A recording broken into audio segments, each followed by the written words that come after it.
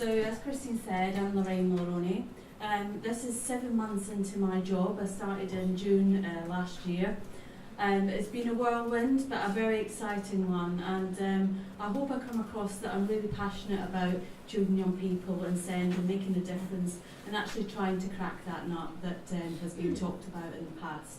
So just a little bit about me before I start with my presentation. I'm a children's nurse. My last sort of clinical job was around children's community nursing in the southeast part of England. So I have a real passion about children, young people being at home and being in the community as much as they can and having that support for parents. So hence when this job came up, I thought, oh, this is the job for me, fantastic. I now realise that there is not only just me in this big system, there are many other people to work with to make a difference. So I hope that you will feel from my presentation that you can see that we're working closely with the Department of Education, the voluntary and charitable sector and health, because there is a long way to go. We're on a journey. And actually you may not even know that NHS England has a part to play in this and how they play it. So hopefully by the end of the presentation you will understand what it is we are actually doing in NHS England. So I'll talk through a bit about our national programme of work around SEND. So what we actually been doing since actually 2015, what we're thinking of doing over the next 2 years, and then just so that you go away with some knowledge and go back to base where you all work really hard and say, well actually how do I engage with those NHS England people? How does it actually work in practice? And then a little bit about the wider sort of relationships, and actually, my view in life, it's about changing hearts and minds and about getting those networks and those conversations to happen. That's what makes the difference. That, many times I've sat in rooms and people have not even talked to one another, but they actually work in the same building and on the same things, and they're doing things twice. So just to reiterate some of that. So in terms of the programme, so we have a programme funded for special educational needs and disabilities for children and young people in NHS England. It's part of our bigger programmes of work. So that was being funded and it's been running since November 2015. So we have a programme board that reports up to our senior responsible officer, who is the Chief Nursing Officer for England, Jane Cummings. She actually sits on NHS England board. This board is chaired by our Director of Nursing, Hilary Garrett, so very senior leadership engaged in this piece of work. So I came into post, as I said, in June. I now have a member of staff to help me, which is fantastic. So I have a programme manager to help the programme run. Her name is Megan.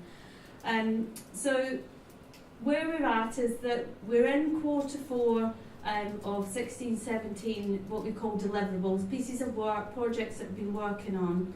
We've got 4 regions in NHS England and we've got 12 local offices, and as you can imagine, the health system is really complex. It's even more complex to work around and communicate and get it out to the right people. So we've really tried to nail that down, and not forgetting that actually whilst we focus on the CCGs, we have to remember that specialised commissioning that's commissioned by NHS England equally has a part to play for children and young people with SEND. So our piece of work, which I'll talk through what we've been doing, but going forward, we've just put in our plans, and we're publicly, these will all be announced at the end of March through NHS England, but we've been given the go-ahead that we have got some money for the next 2 years, which is fantastic. We can carry on the journey.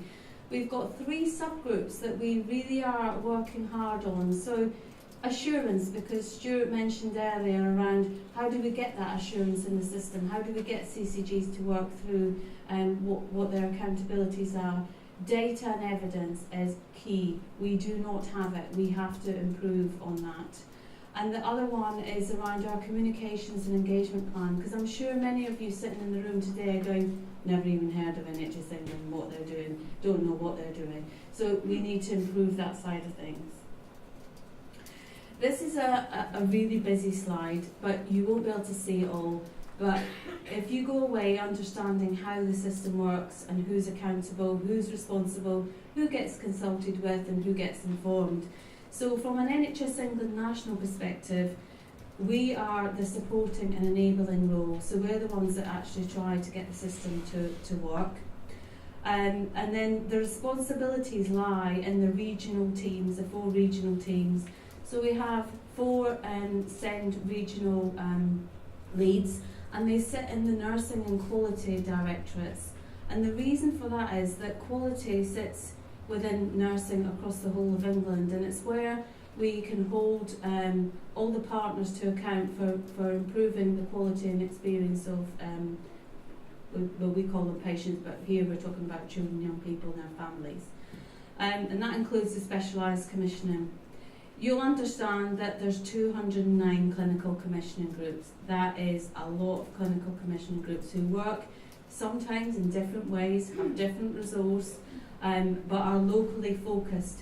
Their role, they're the ones that are accountable for this piece of work.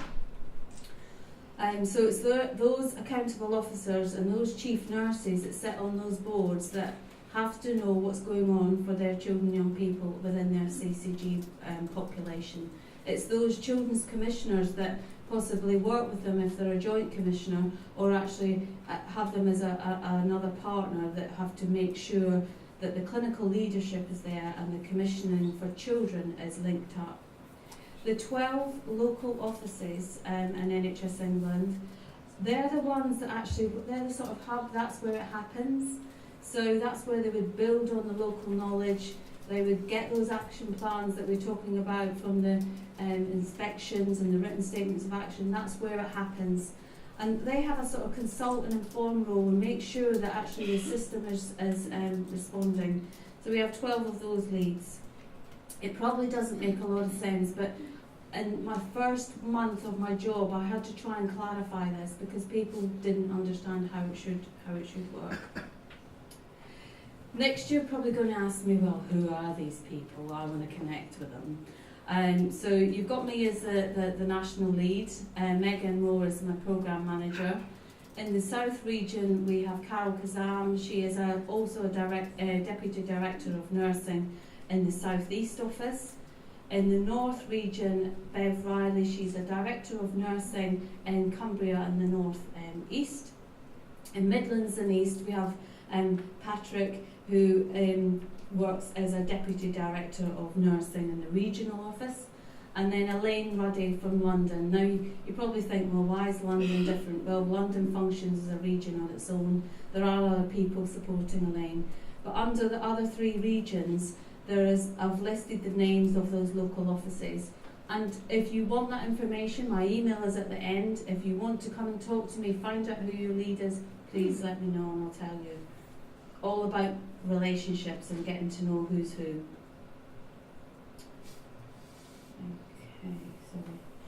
Okay, so this diagram is essentially a sort of visual, because I like pictures, I'm not really a wordy person. What has the programme been doing in NHS England? So we've got 3 themes. System leadership and engagement. Well, if that doesn't happen, nothing else will. And then we talked about the assurance side of things. So how do we get the assurance that actually it is working? How do we get that intelligence that one part of the system tells us something, another part of the system tells us something else? Well, actually, why is there a difference? Why is there variation in practice? And then there's mapping the SEND interdependencies with the other areas that go on in children and young people in NHS England. So just to give you a flavour of the sort of things that we are doing. So we'll be publishing by the end of March what we call quick guides. And essentially these are like a sort of reference guide, a sort of quick toolkit that you can look up, find information. So they'll be published on NHS England website and they'll be coming out through your local networks. So there's one on transition, hurrah. We definitely need that. And there's another one for health providers and one for children's commissioners. Really important to get the same messages out in the system. But what you find is when you start these journeys of building these documents, by the time we get them to publication, things have changed around. So we've just had to have a little bit of review and get them off to the publisher, so they'll be out soon. The regional model of working, I mentioned who's sort of who, but we'll be reviewing that model because it's only been in place since May 2016. So we'll be reviewing it on the 2nd of February with other partners to say, is it really working? Are we getting things done once? Or are we having too many layers on that onion to get through? And are we unblocking any challenges, or are we just passing things through the system? I mentioned the communications and engagement plan. That is absolutely key. My aim is to have a place on NHS England website where you can go and find all the stuff. It's publicly available. Nothing's any secret. It's all out there. But these things take time to work through and build up. We've now got a communications lead supporting that piece of work with the other communications leads in the partnership. So that'll be a really good piece of work, because that's where we'll get those messages that go out. They say the same thing. We sing from the same hymn sheet, and we join up. The regional events. Now, these are going to be running 5 regional events. CDC is supporting us to plan those and project manage those. So the first one will be on the 6th of March in the North region. It's going to be held in Leeds. Hopefully you'll be seeing some of these things come through your networks. If you're not, please let us know. It's early days, so the North has been done first. We've got Midlands and East in April, and then the South and London will be in May time. And that's really important for me, because those events, if we don't get the people who are working on SEND locally together, there is no way we can keep up with the challenge and actually work through what does that mean in this area. How can we make that difference for those children, young people and their families? So the assurance model, you're probably going to say, how do you get assurance? You're a national organisation. How do you know it's actually working? Well, do you know what? I work really closely with the National Network of Parent Care Forums, so I work closely with the steering group members. Actually, in November last year, I went to the conference, and for the first time ever sat in front of 220 parent carers. It was absolutely amazing, the best day I've had in ages. And what came out of that was that I had 10 people or even more line up to speak to me. These are the challenges we've got, Lorraine, can you help us unblock them? And only last week I got one through that's actually been unblocked, dealt with, sorted. Absolutely fantastic. So we are, me as a nurse and working with families over the years, I can never know what it feels like, only they can. So it's really, really important. And working with our what we call DCOs, the designated clinical officers and the designated medical officers, who either sit in a provider organisation in health or they sit in the CCG. That's really important, because there is variation across the country in England about how those models have been set up, how they are funded, if they have leadership and power and influence within the board system of the CCGs. And you'll see that some of that information is even coming through in the inspections, and there's a variance. So I work really closely with CDC on the forum, and it's about making those connections with those people too. CCG assurance, Stuart mentioned that. Now, while SEND is not in the what we call the IEF framework, the official framework for CCG assurance, we have 12 script questions that are asked every quarter in all of the local offices around SEND. And we RAG rate them, so they're red, amber, green. So we know that there are challenges with DCOs and DMOs. There are challenges with bespoke packages of care and personal health budgets. There are challenges around transition. But it's about what we do with those and how we make those greens carry on as good and get better. Those ambers actually make a difference rather quickly, and those reds actually hold to account.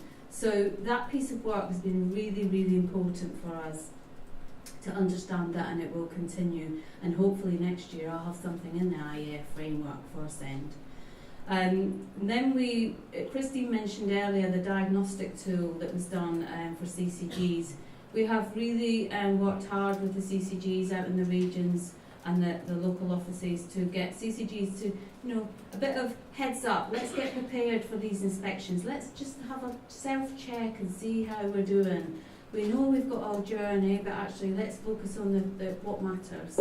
That's been a fantastic piece of work, and it would be great when it can be joined up with the local authority one, because then you've got the strength of the local area. Inspections, I won't dwell too much on them because Nigel and Joanna are going to talk about the inspections, but I just want you to know that by going out and shadowing an inspection for a week, it's now been published. I went on the Derbyshire inspection. It was absolutely amazing. I was exhausted by the end of the week, but I can tell you, the process of that is lengthy for everyone involved. But the outcomes are what matters, and it's what we do next to make a difference for those areas of improvement and build on those strengths, share those strengths across the system. There's no way that I could have supported any of our local offices or regions without understanding the process myself. So that was really a good piece of work. I got right down to, in fact, it wasn't just about me getting out there and finding out what's going on in health. I went with the HMI inspector into schools as well, so I saw another side and learn about how Ofsted and CQC are actually working together. Then we've got mapping our send interdependencies. So you'll appreciate that, children, young people and NHS England is in probably a lot of the policy strategy documents, but you don't see it, it's not in your face. You can't see it clearly. So there are other pieces of work going on in NHS England, which I'll talk about later, but in terms of SEND, it tends to be, it's the transforming care, it's CAMS, it's the looked after children, it's safeguarding, it's those interdependencies that we have to work together on. I mentioned data, it's, Stuart talks about the LG Inform data within health. We've got a long way to go. We have a children, young people's data set that is just starting to report every month from NHS Digital, and only just on Friday I've had to meet with NHS Digital leads to try and improve that, because actually out in the system some providers are not even submitting the data. They don't know that they should be, and that's about how we hold through the contract as well that Stuart mentioned earlier. So from April there will be, in the technical guidance in the contract, that the Commissioner has to put the provider on what we call an SDIP, a Service Development Improvement Plan. We need this data. We cannot plan, we cannot make outcomes for children and young people if we do not know what our baseline is. 5 minutes, Lorraine. Okay. Sorry, it's not working. Okay. The next slide is around current and future deliverables. I've mentioned some of them. I want to give you a flavour of what we're going to be thinking of doing in the next year, and then I'll run through some of the programmes. So next year we've got a lot of work to do. You may have heard of these things called STPs. They've been out in the media. So Sustainable Transformation Plans. There are 44 of them across England. What does that mean for children and young people? And more importantly, what does that mean for children and young people with SEND? So there are some that I have looked at that are specifically looking at education, health and care plans, Birmingham. There are some that are looking at high cost placements and pathways.